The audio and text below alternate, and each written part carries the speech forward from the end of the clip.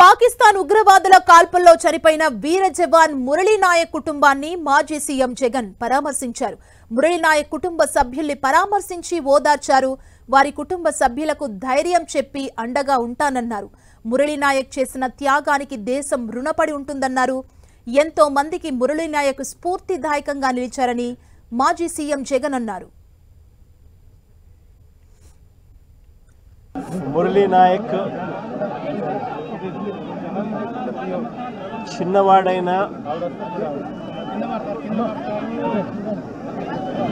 రాష్ట్రంలో చాలా మందికి పెద్దలకు కూడా స్ఫూర్తిదాయకంగా ఒక పెద్ద వ్యక్తిగా ఎదిగాడు తన చావుతో. భారతదేశం కోసం తాను పోరాడుతూ తన చావు వల్ల అనేక మంది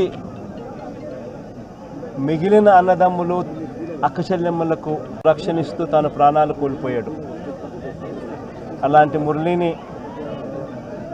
తేడమైతే వెనక్కి తాలేము,